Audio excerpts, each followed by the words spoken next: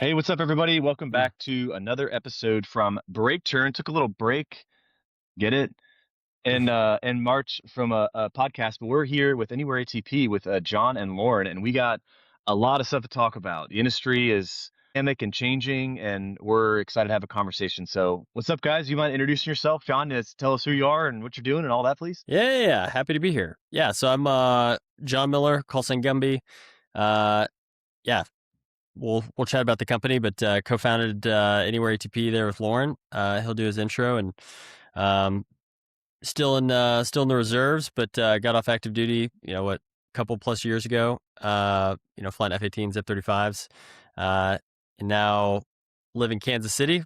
Wife going through residency, so just kind of working on the business. Nice, thank you. Loren Bloom, call sign Ox. Same story as Gumby mostly. I got up a few years ago. F-18 guy out of the Navy.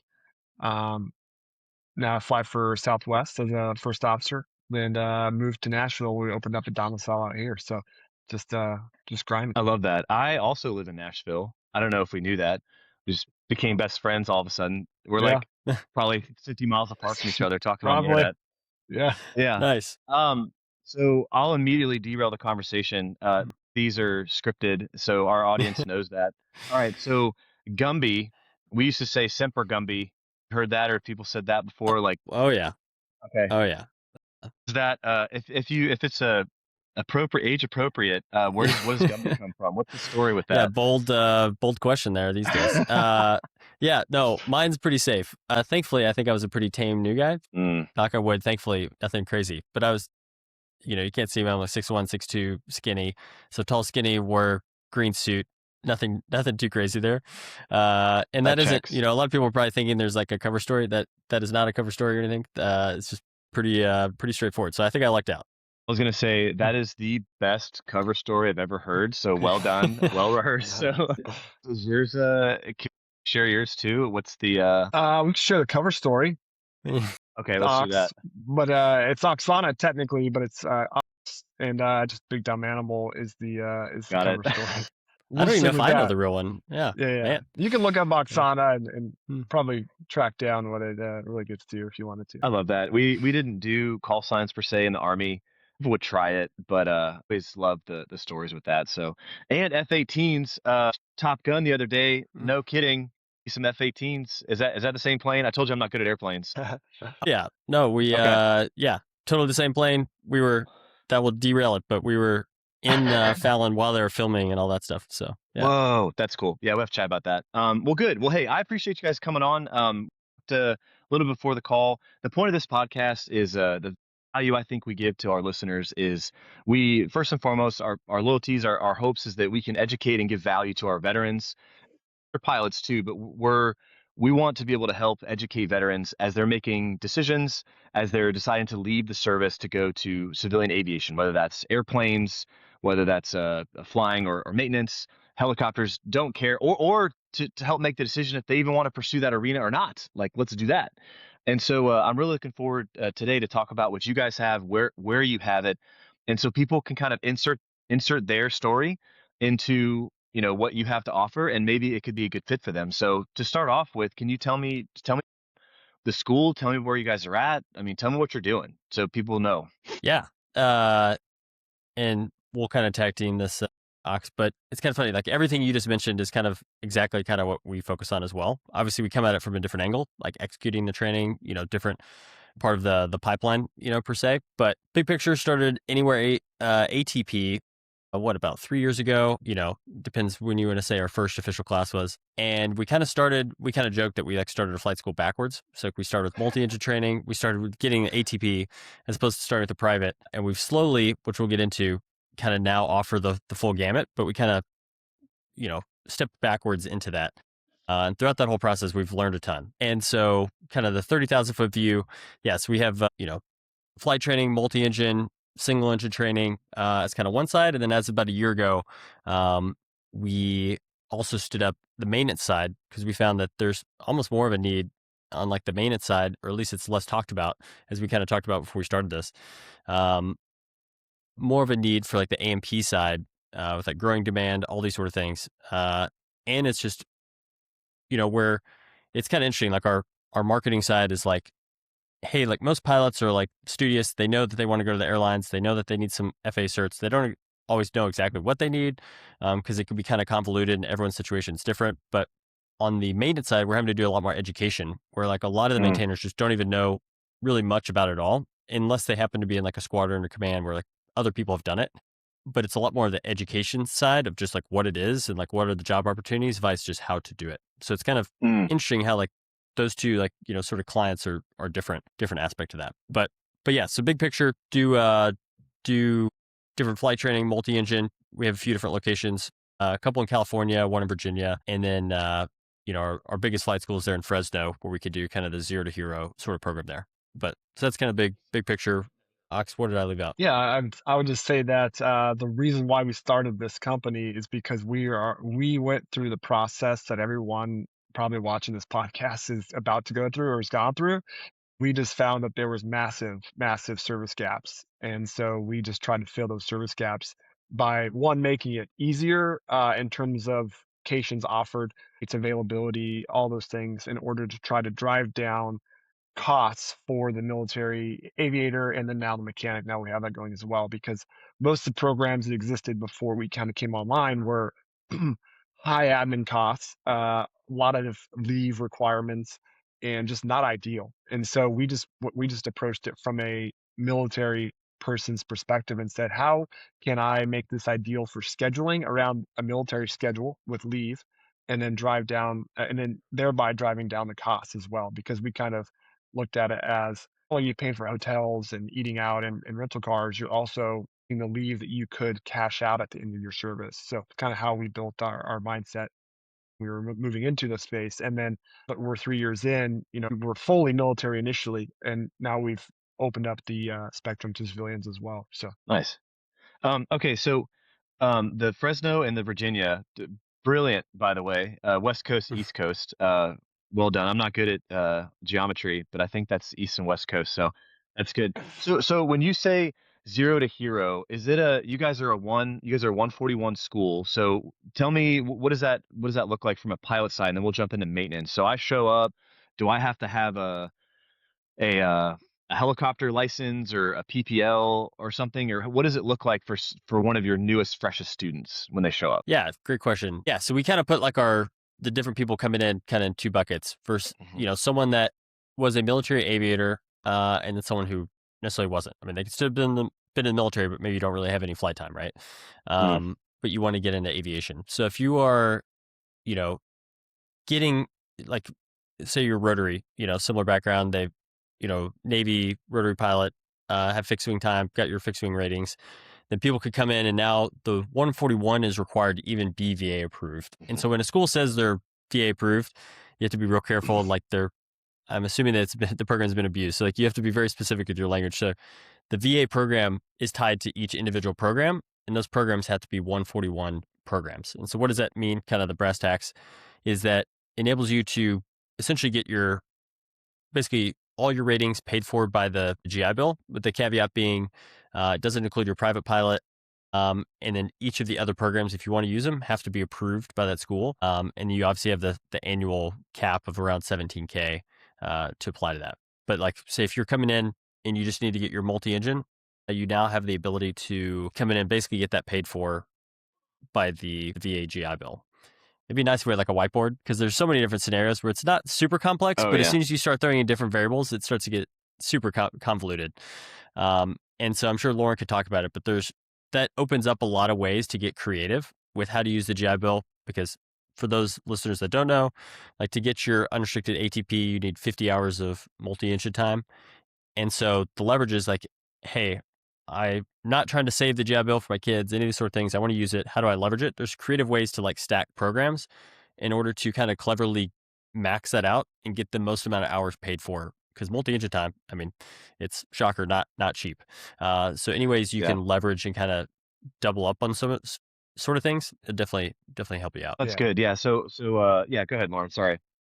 yeah. I was gonna say, Ox. yeah, My bad. Ox. It's all good. Son's been calling me Lauren to get under my skin recently, so it's pretty funny. But I have to Uh, reestablish dominance there. But We had a client recently, and he's a Harrier guy, and so he had no multi-engine time, and so he came to us that we're 141 approved and VA approved. Fresno location, he came, did his multi-engine add-on, which got him 12 hours of dual of multi, got him another 25 hours of multi-engine time. So he finished, 2 ratings and in 35 hours of multi-time, all paid for by the GI Bill. Um, so he's super close now to his 50 hours required for his ATP. So something we were not able to offer prior to the acquisition of that Fresno Flight School. Yeah. So for people, and there's another, I think we have like at this point probably 3 podcast episodes of explaining the world of GI Bill financing in 141, and I can do it on a vocation base. It's a less amount, but Mm. if it's accredited base, it's a high, like we're not going to talk about that here. What I will That's a deep say, rabbit hole. Yeah. yeah, it really is, and I'm not the one to talk about it. Sin and Julie are saying, please don't, Landon. I'm not.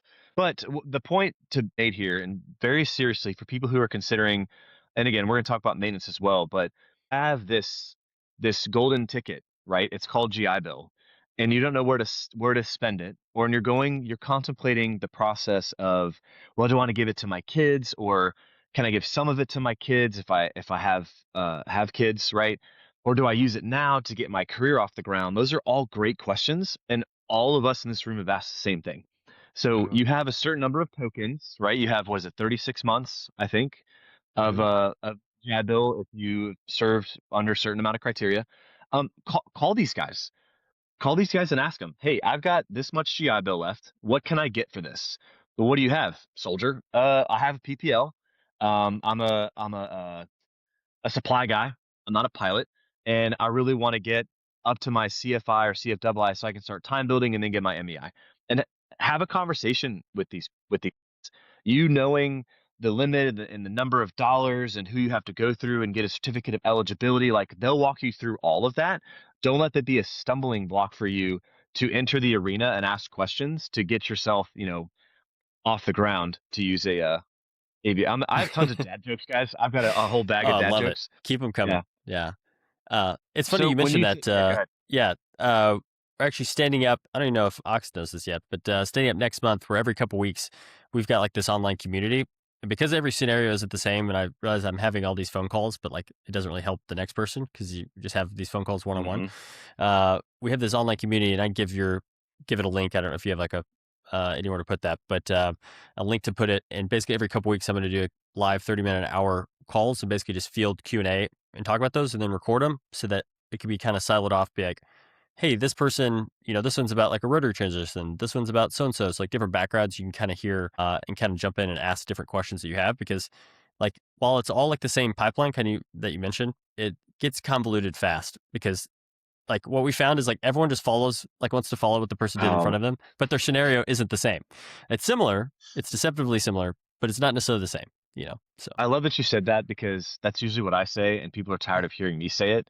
But just because, and I experienced this even yesterday, sorry, not important, because someone did something a certain way, or just because you did something a certain way, doesn't necessarily mean that everyone behind you should do it the same way. There's value in seeing someone's journey, shortcutting your OODA loop, if you will, force term. Nothing wrong with that. But again, call Ox, call and say, hey, here's my situation. I live in Natty. I don't live in Virginia. Walk me through this, and have them talk to you. And they get it. They're military, and they're gonna say like, hey man, honestly, it might be better for you to find something more local because you only have like 3 weeks. Come down here, it's going to be at least 4 or something. Like have the conversation. So that leads me to my next question. Was you talked about flexible around a military schedule, and you referenced leave. Talk to me about that.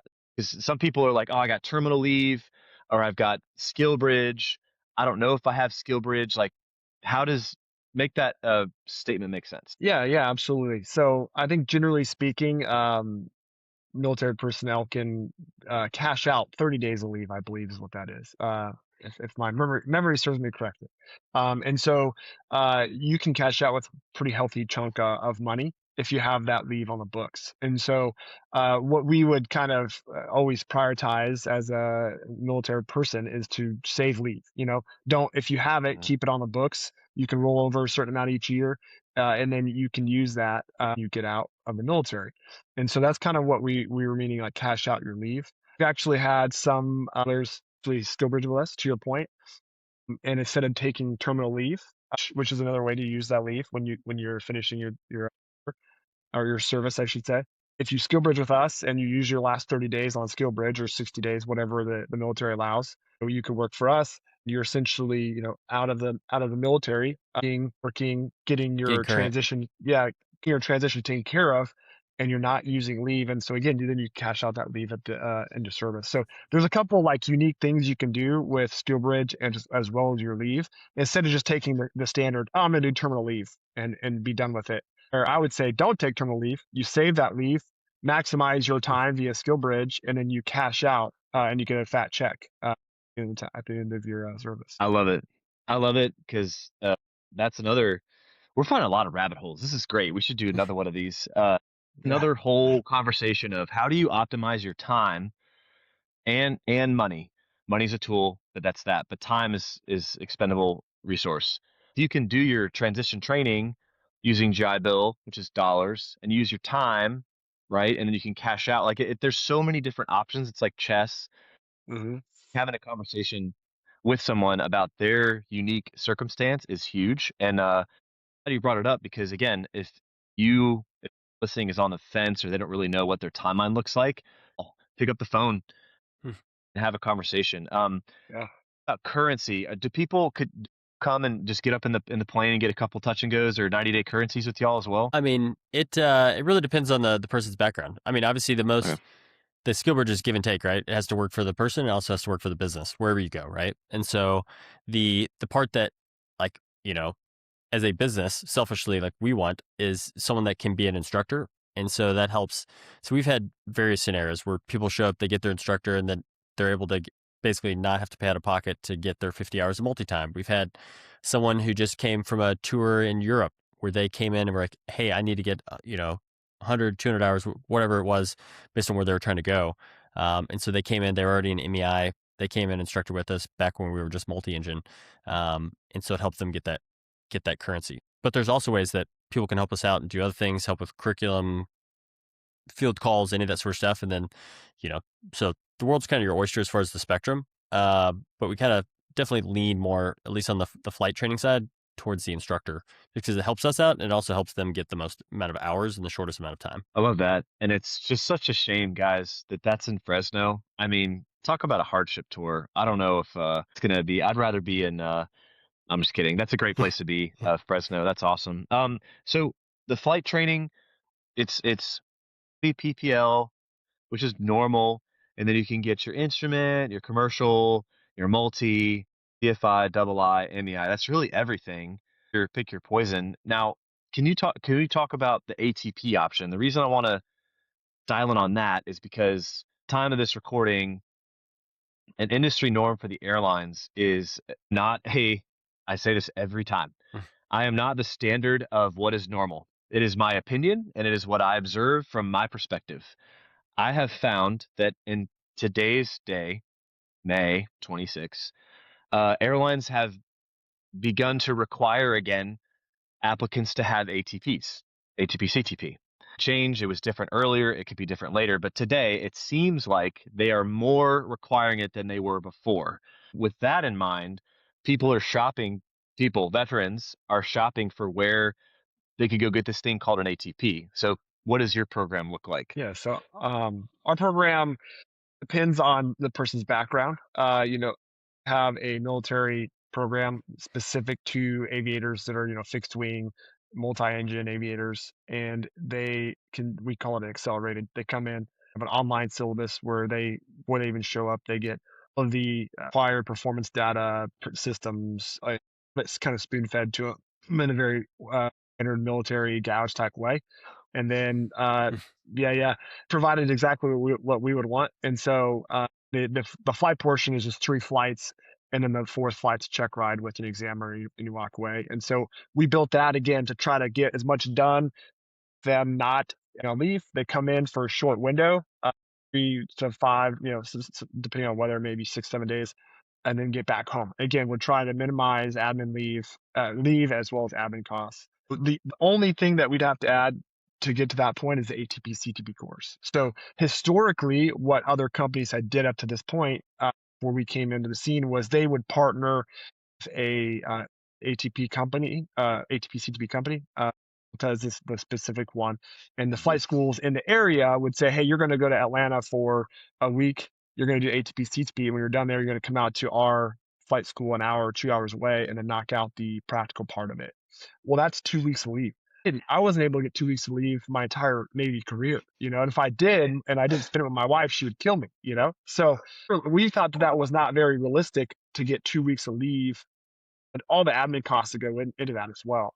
And so what we did is we scoured the tree for other ATP CTP companies and asked to partner with them. And so what we were able to do and get their scheduling and partnership is we have all of their classes on our website. So you go to our website, you're like, hey, I know I can sneak away for this week. You just book it right on our website. No extra fee or anything. We just No did extra to fee, simplify everyone. Because Yeah. like all the sources are like everywhere, and so we're like, Yeah. there needs to be like a one-stop shop. Yeah. Yeah. Because at the time I thought ATP CTP was your ATP. I was like, oh, good, I'm done. And then it's a all completely the different acronyms sound the course. Yeah. So and then and now a lot of the ATP CTP courses are remote, and so it even drives down a lot of the admin costs even more. So you can do the ground portion at home, sitting in a Zoom meeting, and then you just go to the sim location for 2 or 3 days. So now you're able to even refine your schedule around your military schedule even more using some of the companies we partner with. So it was kind of the first step to get that piece done, and then float into our 3-flight program with the military. We do have a standard AT program that's built more for military pilots that are not proficient. Maybe they've been out of the cockpit for a year, some of our civilian clients. And what we have found on the ATP side, it's kind of unique. You were talking about it with this time, the date and time, May 1st. 2 years ago, we're only really doing military ATPs. They were getting hired right when they're done. They were just if you had a pulse, you were getting hired if you had an ATP at that point. Going to last year, that changed pretty dramatically. The airlines stopped hiring significantly and allowed the regional airlines to kind of catch up and reestablish their authority, their hiring. And this year seems to be kind of a hybrid. And we're kind of in the middle now where the airlines seem to be hiring more. And it's kind of getting more to a traditional type flow of what is your experience, proficiency, currency, all that kind of stuff. 2 years ago, we were just getting military guys. Last year, we had a wide spread of clients between civilians that needed to get ATP to be more competitive for the regional hiring, to the military guys that still needed it on their end as well. And then now to this year, it seems kind of in the middle where I think we'll probably see a more even, more natural spread. And to his point, we like at least in my spiel, whatever, we kind of joked that we tried to like militarize general aviation, because like you go to like all these flight schools. There's nothing wrong with that. My word. Yeah. It's just chaos. Like every flight, they just walk onto the plane. They don't have a plan. They just talk about it as they're starting up. It's like, what are we doing? Like, because these planes are not cheap. And so it's like, if you wait till the engines are on to start talking about what you're going to go do, like that cost adds up fast, especially if you're talking multi-engine training. And so with that consolidated timeline, we're like, hey, what are the things we wish we had? And so that's where we went out and started like the online community. And part of that is like the courseware. So it's like before you show up, it's like we literally like recorded all the maneuvers. We built like a standardization guide. I don't know if you had the Army, but like, we basically have each of the maneuvers like, blocked out step by step. So you can basically like chair fly and see it all before you show up. Mm-hmm. Even if you can learn, it basically just takes away some stress because you're like, oh, I know this. I see the gouge of like what the previous guys and gals got asked, on their check rides. Because honestly, as we stand each location, one of the hardest parts is like to kind of work backwards. You got to find like one of the biggest like cogs in the wheel, I think in general aviation right now is the DPE, the examiners, right? There's like a huge weight. And so it's basically taken us like multiple years to find DPs, one that are like just friendly, nice guys, but also ones that are like flexible around military schedules because they know that like, hey, maybe their leave got shifted or whatever, to actually be flexible. They can't always, but they're way more flexible than like your typical. And so that has honestly been the slowest part of the first couple of years, is finding examiners that can work around that flexibility. Because we've even tried locations. At one point, we tried central US, and based on like the school, a lot of things have to line up to be able to work around a military schedule, because it is not your typical civilian, hey, this is their only thing that they've got going on. You could slide a month, and they just are used to dealing with those delays. Yeah, that is the truth. I definitely agree with that. Now, one thing that you'd said, which is pretty profound, if I heard it correctly. So I'm well, all right. Let me back up real quick. Quick soapbox. Uh, go get your ATP. All right. For people listening, it wasn't required before, and if you go to a regional or an airline, when they give you your type ride, you get your ATP. I'm aware, and you are not wrong. But if you're on the fence about it and you have the time and the resources, whether that's dollars or GI Bill, which is also dollars, so, whatever the case may be, if you have the ability to go, just write it in your plan. Go get your ATP. The reason is because if you're putting yourself at an advantage, if you have that done already. And real quick, I'm going to explain what the ATP is. If you don't know it, and correct me if I'm wrong, I'm very frequently wrong. So there's the classroom portion, there's the simulator portion in the sim. There is the FAA exam, the Shepherd Air test. And then you have the practical portion, the flight portion. A lot of your ATP schools will do the three. They will do the ground school, the sim part, and the FAA written test, but they won't do the flight test. Okay. I am hearing from y'all is that because of your of partners, you're saying that people can do the ground school online. Is that what I heard? Yeah. Yep. So we think of like the ground schools. Yeah. Yeah. The ground school you're talking about is tied to the ATP CTP. Yes. You can Yes. do that online. The one caveat being, if you want to use your GI Bill, the VA currently requires you to do all 7 days in person. So that is one caveat. That isn't a school limitation. It's a VA. Yep. Yeah, but again, I love this. I love this so much. Education, like Yeah. I'm learning stuff right now. So if you do it remotely because you can't get off of work, or like maybe you're deployed, maybe you're in Japan, maybe you're in Kuwait, and you want to do the distance learning, like there are options for you. Call these gentlemen and figure that out. Now, because of the different options they have around, ask them what they have. For some of the ATP lines that don't have the flight portion, because some folks will get to the written complete, and on their resume, I've seen a bunch, they say ATP written complete. That's fine. That's better than not having that. But if you had an option to go ahead and get your practical done, that's even better because then you get the plastic card, which is somewhere, which I probably shouldn't show anyways. You get your plastic card and it goes in a resume.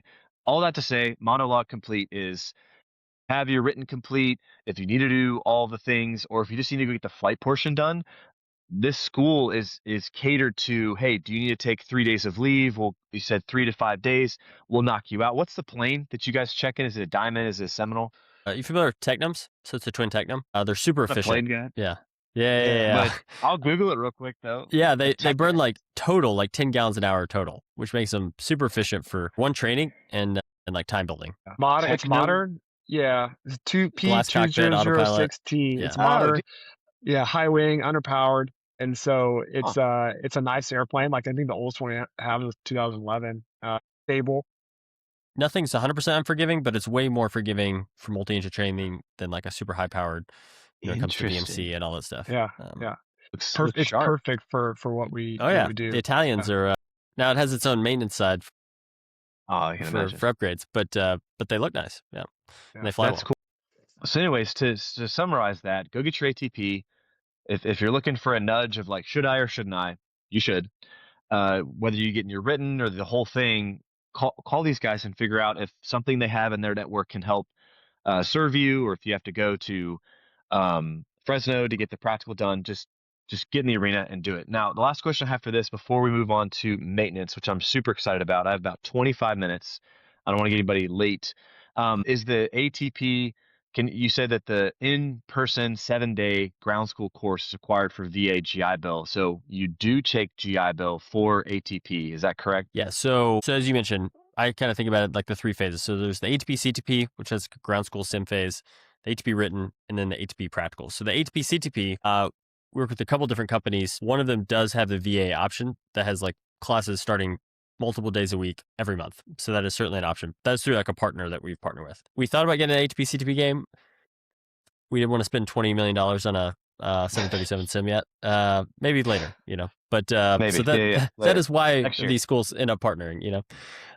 We even tried to get the Gulfstream route, and those were like $10,000 an hour to rent. So yeah, another business rabbit hole. But yeah, so that part you can get VA approved. We are working to get it VA approved. Our practical piece is not VA approved yet, but I think we're always going to have both options because in order to be a 141 program, they have to be pretty robust programs with like flying, ground school, all this sort of thing. So it kind of balloons the time requirement.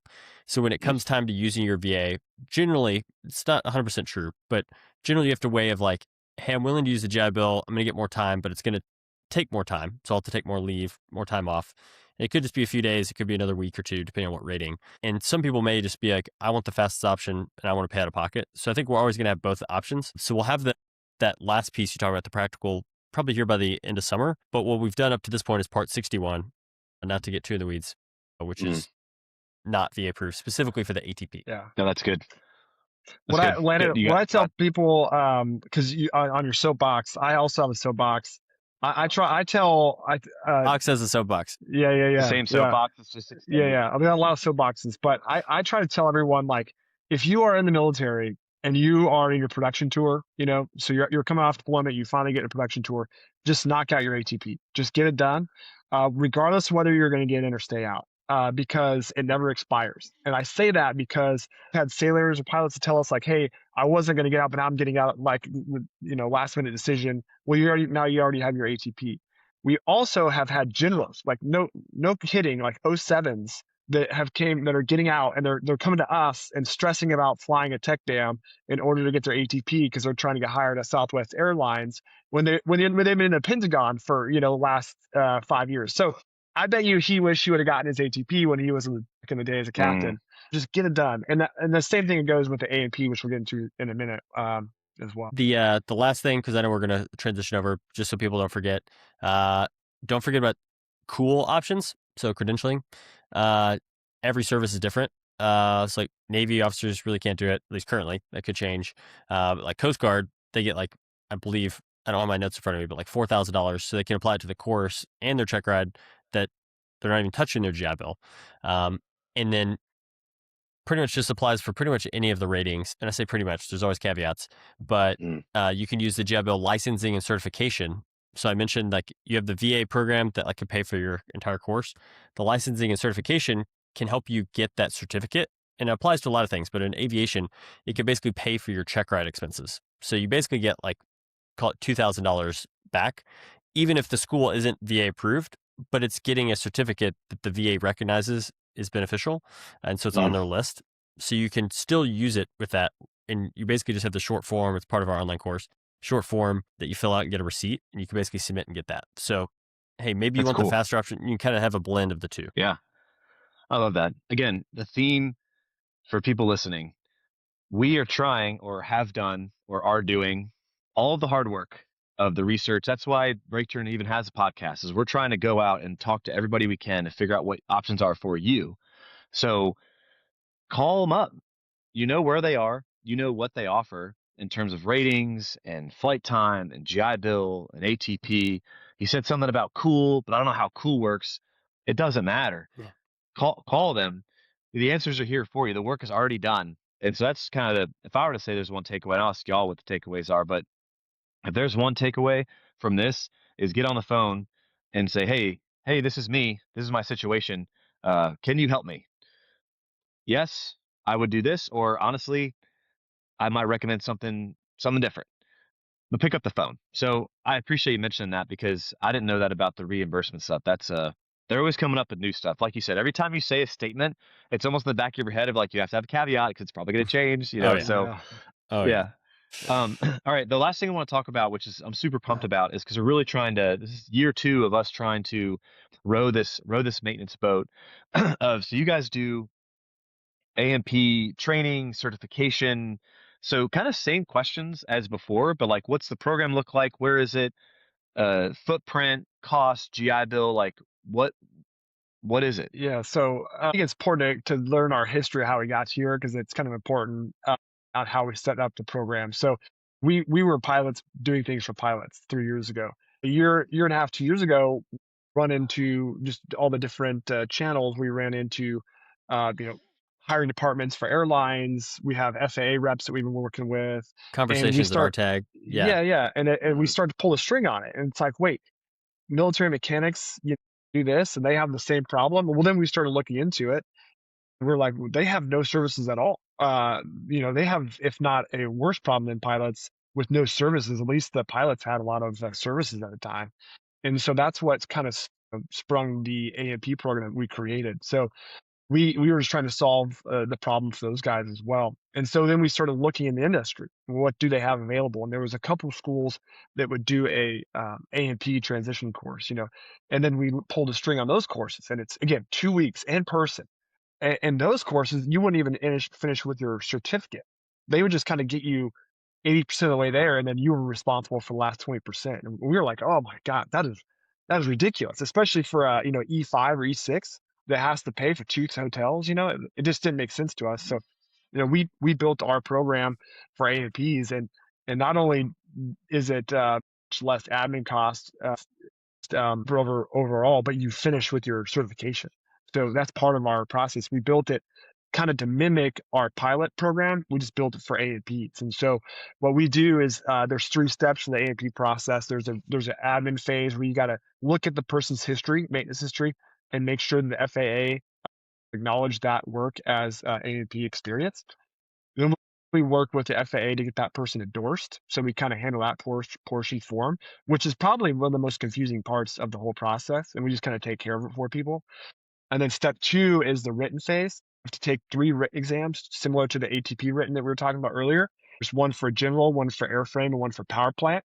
It's quite a burden. And again, we kind of just provided a study strategy similar to what the pilots do for their ATP, and we just kind of implemented and applied it there. And to tap off the last part, which is actual certificate, do 3 days. So we'll do 3 days of virtual training, a 1 hour oral class with one of our A&P instructors. So again, we're all at home. All this has been remote, by the way. No one's traveled or spent a dime on hotels. And we'll schedule your A&P exam. It's an examiner that we use. Have you fly into our hangar, fly to our location in Fresno 3 days prior. We'll do 2 to 3 days in-person prep, and then we walk you over to the exam on the exam day, and we'll knock out your A&P. So you're flying home with your A&P certificate in hand. It's and only 3 days of admin costs, hotels and eating out and rental cars. So technically, it's all right next to each other. You can fly into KFAT in Fresno. You can stay in a hotel, walk to the hotel, walk to our hangar, walk to the exam location, and not even get a rental car technically if you wanted. So it's set up perfectly uh, for that A&P mechanic there. And so that's phase 1. And then phase 2 is, we are in the process of helping those military mechanics get to the industry.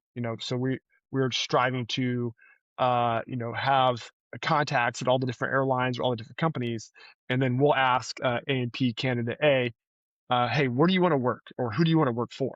Like, do you want to live in SoCal? Okay, great. You want to live in SoCal? I have Alaska Airlines, Southwest Airlines, and I'm going to sync you up with their hiring departments right now, and I'm going to send them your resume.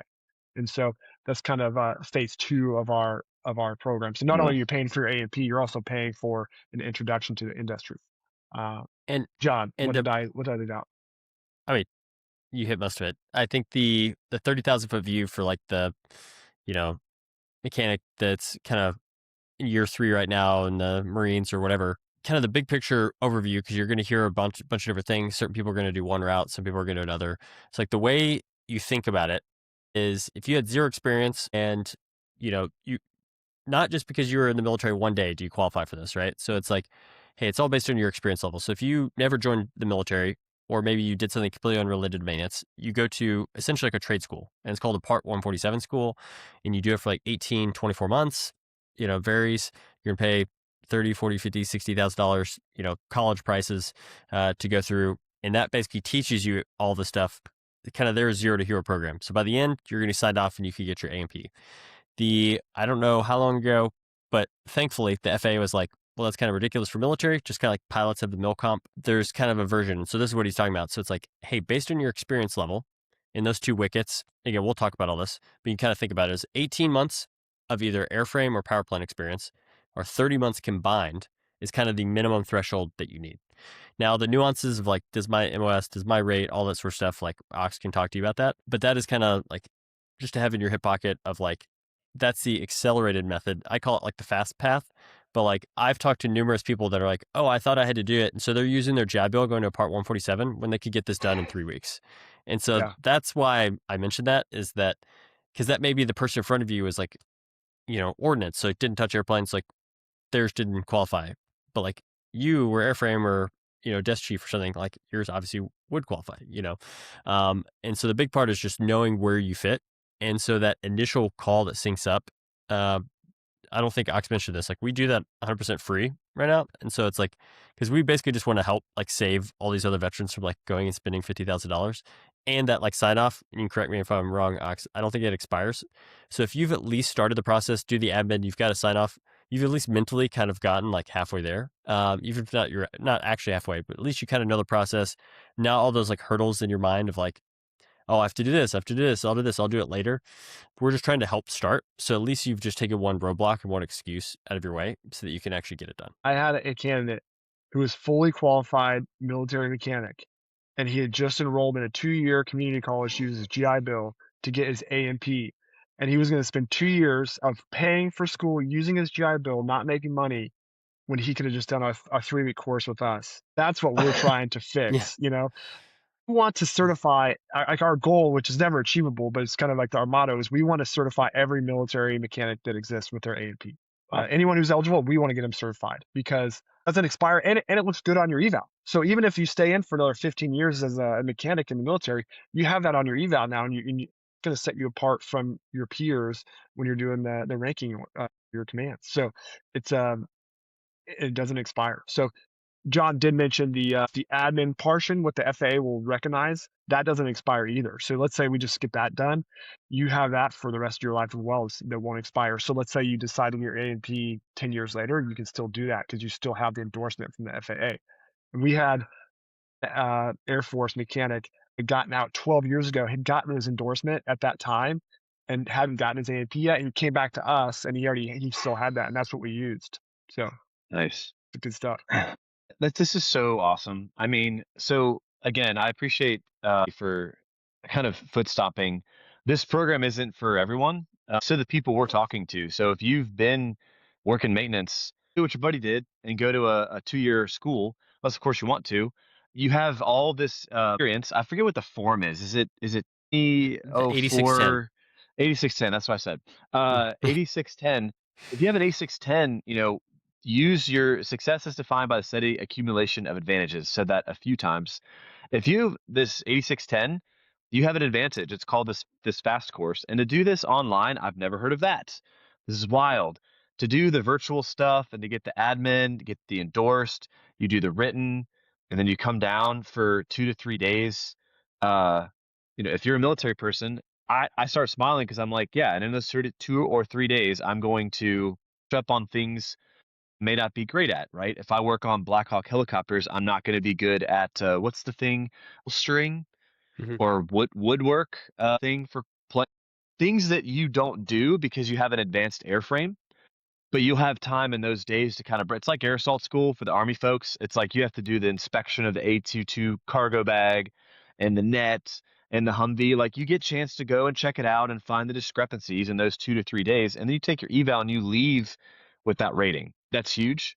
Uh, so I want to make sure I foot stomp that. But the last part, phase two, I definitely want to collaborate more with y'all because we're kind of doing this. Weird break turners are trying to do the same thing you're doing. So we should like high five. Oh We're yeah. trying to like turn around and be like, who wants mechanics? And everyone's like me because wants to admit in about now slash plus 5 years, mechanics are going to be in more high demand than pilots. I want to be able to say like, hey, here's a bunch of veterans that have their A&P certification. Well, again, we obsessively love our veteran community that we're willing to go out of our way to find these connections just out. I love my crew chiefs. I love them. They're my favorite people. I would do anything to their story of success. Y'all are doing the same thing, which is huge.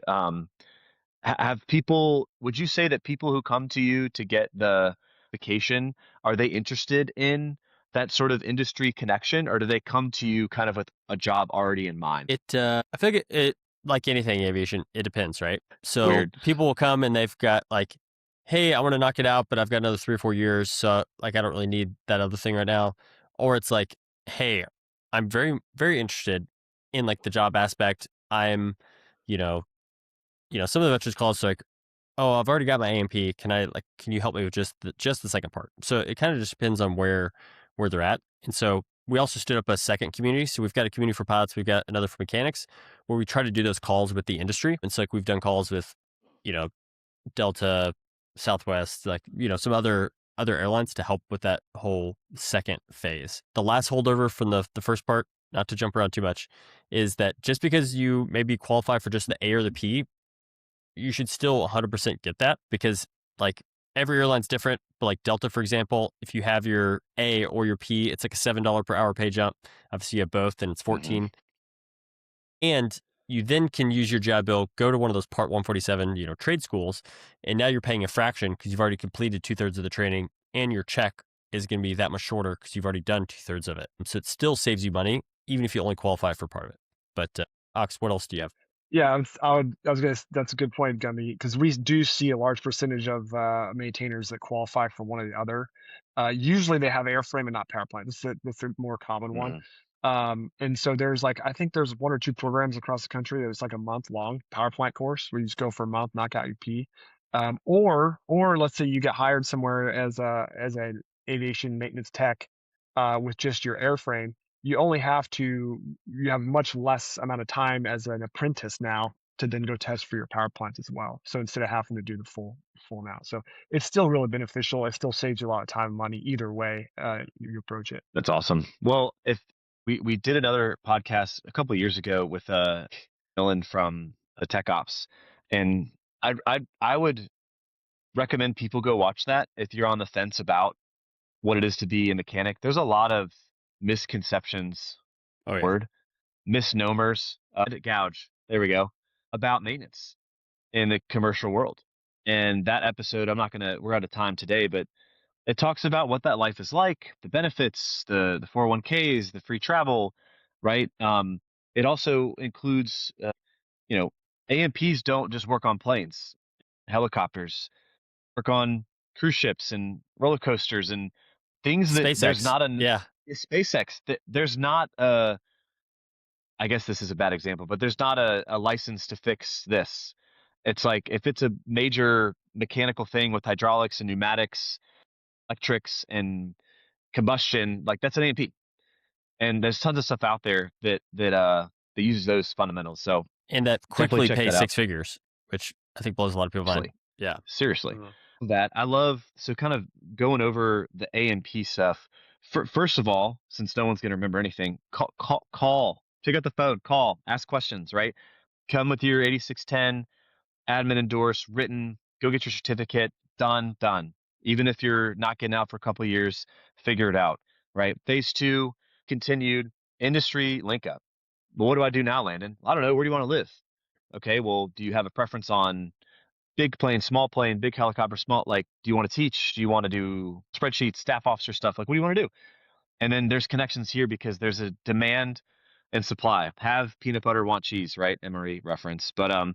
well, awesome. Well, I had one more question for us. What time is it? It's 11:33. Let's see Yeah. here. You got Okay, let's do this. I'll pick this one. 12-month roadmap. So for pilots and for mechanics, I'm about a year from getting out. What should I be doing? Should I reach out? Should I start getting my PPL? Should I get my 8610? Should I go on a phase team? Take me through what you'd recommend a 12-month roadmap for each. You do pilots, I'll do maintainer. Yeah, sure. And before I forget, again, all these links and references I'll give you if you want to have like in the footer, but anywhereaero.com for all the flight training. For links, anywhereap.com if you're a mechanic. So we have like anywhere ATP for our flight school, anywhere A&P kind of for the maintenance side. But you could find either from either side. But 12 months out. And sorry, what ratings does this person have in your Uh, hypothetical? they they It's a military aviator. We'll say a Gotcha. rotor pilot. They don't have their fixed wing stuff. Yeah.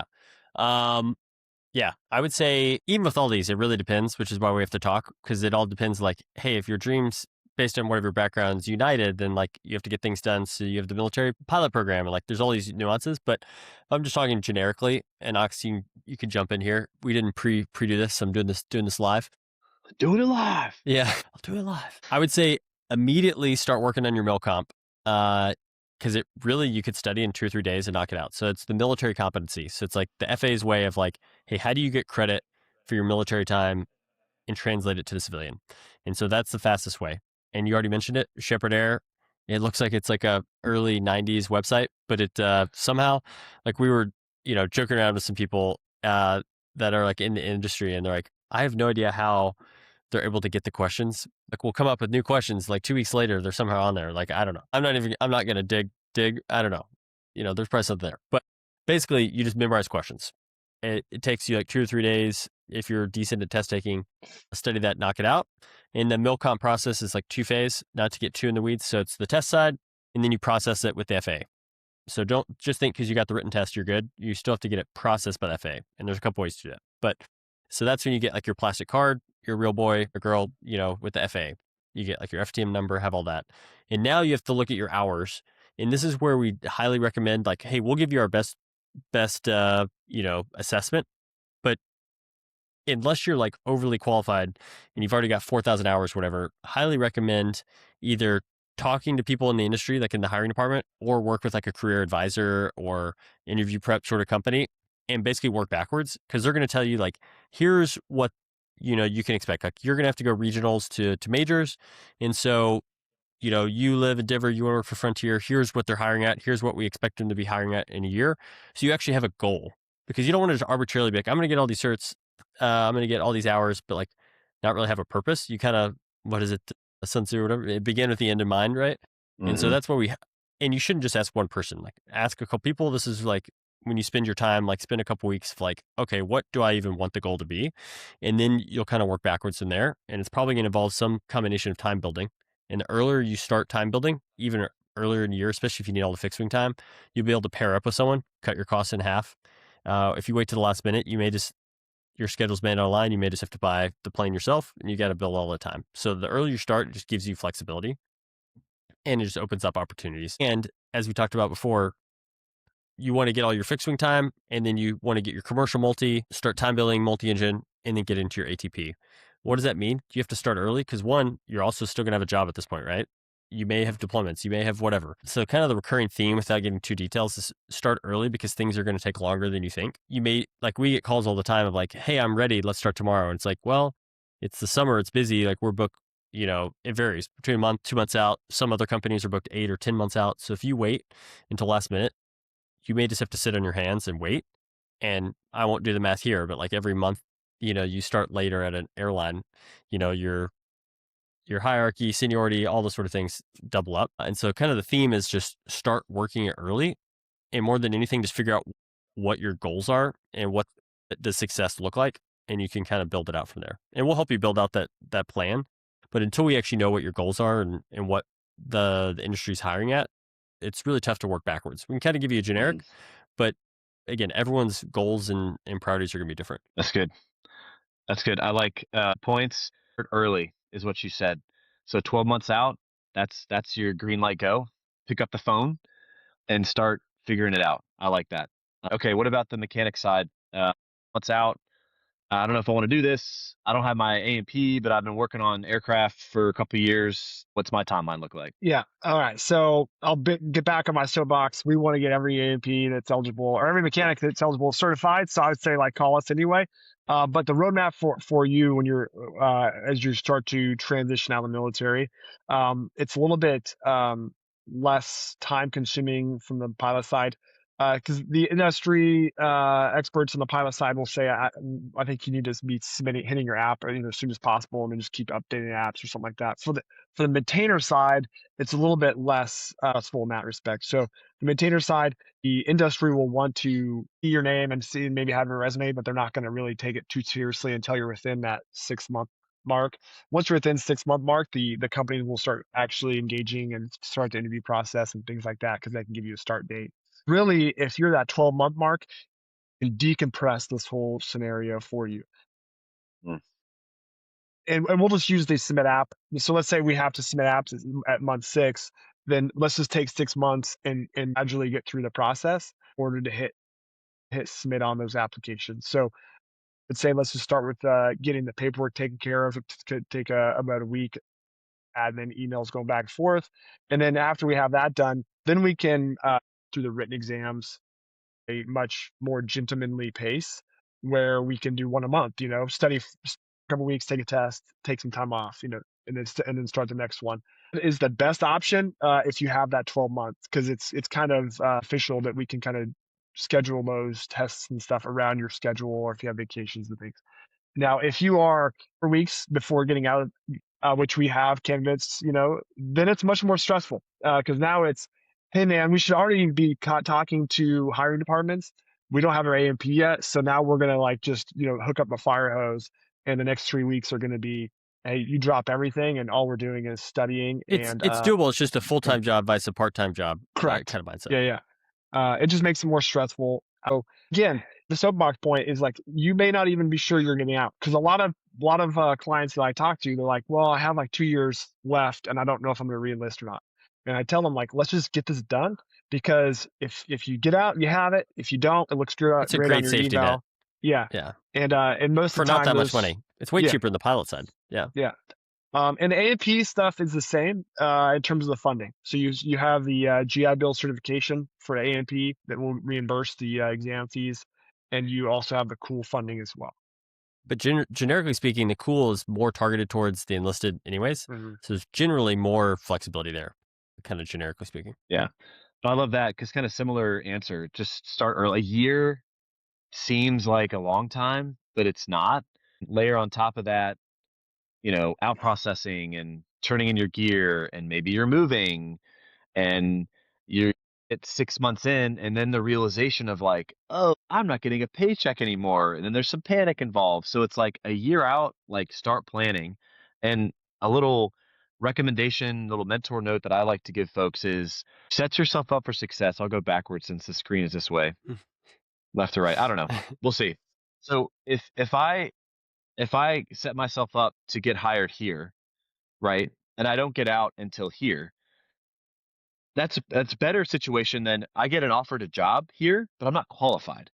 So if you get your A&P months prior to you being able to get out, right, and then you get like a job offer, you might be able to make that work. You might be able to say, well, I was going to sell back my terminal, but now I'll just take it because I'm getting a job that's available today. And if I say no to it, it won't be available in 2 months from now. So I always try to say, collect your merit badges early because sometimes when opportunity presents itself, it may be a while before it presents itself again. So get yourself postured to capitalize on those opportunities instead of waiting until the last couple weeks before you get out and then do it. Think of how many opportunities you missed just because you were not doing it. So a year out, initiate action. If you want to go slower, great, go slower. If you just want to get it all done because you just never know, man. I wish I could publish stories I hear from people of saying, yeah, I was in the middle of the Publix and some dude we were just talking and he's like, you want to come fly my jet? I'm a rich guy who has a Pilatus and there's all my multi time. I'm like, bro, you would have never gotten that if you never would have had your multi because you were dragging your feet.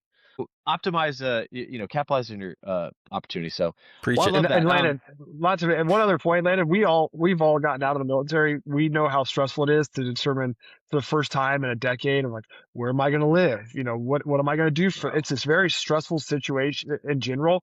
So to add in, like, I have to get all these certifications and I don't have to get hired. It just makes it 10 times worse. If you have, hey, I'm already hired. I already know kind of where generally I'm going to live. Your transition back to civilian life, which is going to be stressful no matter what, just because it's a stressful evolution, will be 100 times better from experience. And I think we can all attest. I'm shaking my head because it's like moving my family across the country, not having this readily income every month like I did with Mm-hmm. the military. Care. Mm-hmm. What's that? Yeah, you don't get healthcare anymore. Maybe you do, maybe you don't. In school, extracurriculars. Like, man, it's a lot. Yeah. And so if you can square yourself away, not even getting a job, I'm saying pre getting a job, if you can square Yeah. yourself away from getting the credentials that you need to get a job early Yeah. enough, that whole panic of I have to care for my family, much more mitigated than like now you're just stressed out. Now you're just a ball of emotion and you're Yeah. stressed making Trying to poor study. Yeah. decisions. Yeah. Yep. Don't do that, man. Trying Don't to do study, that. do check rides. Like, oh man. And Yeah. Don't do that. the little plug to bring in SkillBridge. I mean, we are constantly looking for A&P skill bridgers, and we can help get you your A&P and help, streamline that whole process, take you to conferences and that stuff too. So that's always an option too. But that's very timing dependent. Yeah, SkillBridge for sure. How I know we're out of time. How do people? What do you prefer people to get a hold of you? You got Anywhere Arrow? Well, just Google Anywhere ATP, Anywhere AP. You guys are on social media. How would you recommend someone gets in touch with you? Is there a link on the website? Is there an email? Is there a phone number? Like, if we inspired someone to action, like, how should they contact you? I would just say go to anywherearrow.com. There's links to both the A&P, or you can just fill out a form there. Just either call the number there or fill out the form and we'll call you back. That's the easiest way to just start a conversation. You know what the coolest part about what you just said was? You have to do is go to a website and fill out a form, and it's free, and it takes about 15 seconds. You could potentially set the conditions for your future career. That's Oh, really all you have to do. So please do that. But what I missed, guys? Did I miss anything? I think we got through. This is my chicken scratch. I was going to be a doctor one day, so that's not going to happen. What did I miss? I think we covered all. Again, chat with us. We chat with people every day that we're like, hey, we're not a good fit. You should go do X, Y, and Z. So like, we'll give you a straight answer. There's enough people out there that need to come to us. Like, it's not going to be, one of those typical sales calls like telemarketing, So zero, low threat. We'll give you our straight answer and kind of give you the best assessment. And the biggest thing is like, don't just ask us, like ask around, but don't just ask the person that got out 10 years ago. Things have changed. Like talk to people are like at where you want, so you can get like live intel. I love that. Well, I appreciate y'all spending time with me. Very passionate about just helping the veteran community and what you guys are saying. It gets me amped up. It's the remote ATP or the remote P, minimizing costs, maximizing leave. Like that is so brilliant because it's that little factor that people don't think about. And you developed your program with that in mind. And that is so inspiring. So I appreciate you guys and what you're doing. I appreciate you joining us, and we would love at some point to have a conversation with someone who's been through the program. A&P pilot, get a little testimonial, do a little 30-minute podcast with them, and say, "Hey, how was the program?" Because if people are like me, I make my decisions based off of the testimonies of people who have gone through. It's the most value Oh, there. 100%. So we would love Yeah. to do that with y'all and just kind of spread the word about what you're doing. Absolutely. Yeah, totally down. Yeah, we'll start asking and we'll try to get a SkillBridge candidate too or something. They can talk about both things. Yes. And then we can collaborate on the industry partner stuff because that's needed. And I'm glad you guys are doing that. So let's work Yeah, together. there's so many out Yeah. there. I mean, Ox, was it last week, 2 weeks ago? I mean, he flew down to Orlando making relationships. Like we went to a big MRO conference. Like we're constantly trying to do all the stuff that the service member won't have time to do. Go make those Mhm. connections so that you don't have to go filter and figure out what it is. To basically take away all the excuses because we know they're going to come up. So that's our goal. Yeah. Love that. Love that. Well, appreciate you guys again. Out where you can get a hold or get in touch with these guys in the bio, all the social media, do any of that. But I know Amy does a really good job. So it'll be all over the place. But appreciate you guys. Have a good weekend. And thanks so much for joining us. Hey, thanks, Landon. See ya. See you guys. Bye. See ya.